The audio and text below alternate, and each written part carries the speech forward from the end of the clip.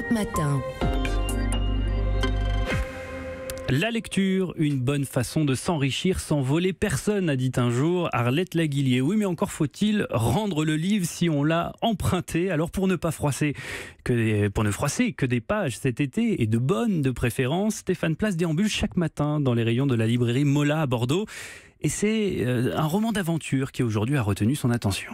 C'est un cocktail envoûtant. Rome, Caraïbes et chasse au trésor 300 ans après sa disparition lors d'un naufrage qui n'est pas banal. Un voyage au fil des pages sur une terre sauvage à la rencontre notamment de Serena Otero, héritière d'une plantation de canne à sucre, personnage central de ce récit où se mêlent les ambitions, les rêves de fortune. Sucre noir, c'est le titre de ce roman que signe Miguel Bonnefoy.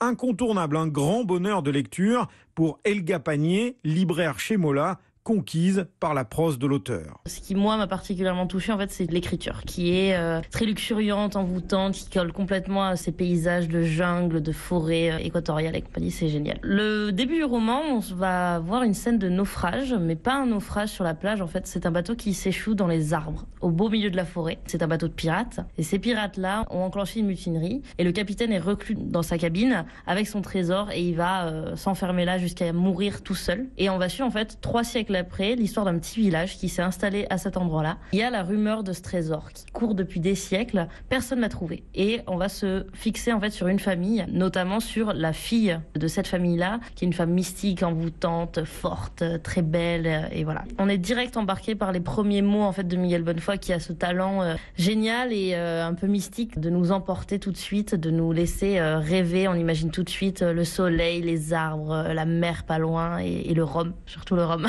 C'est un roman qui ressemble par moments à un conte philosophique, le rapport à la richesse, à l'amour. L'auteur franco-vénézuélien de Sucre noir, Miguel Bonnefoy. L'idée était de créer quelque chose qui soit universel et qui soit atemporel. Donc c'est la raison pour laquelle il n'y a pas vraiment de date à l'intérieur du livre. Également, il n'y a pas vraiment de géographie pour que quelqu'un de Johannesburg, quelqu'un de Pékin, quelqu'un de Caracas puisse lire le livre et sente qu'ils y trouvent une sorte de sentiment d'appartenance. Cependant, bien entendu, puisqu'il y a une allégorie de la part du trésor avec le pétrole, l'idée était de donner en filigrane cette impression du Venezuela et de pouvoir rendre hommage à tout un siècle vénézuélien qui a été sous le joug, la perte et la grandeur du pétrole et voir comment je pouvais, avec les Caraïbes, donner cette idée. Sucre noir de Miguel Bonnefoy est paru aux éditions Rivage.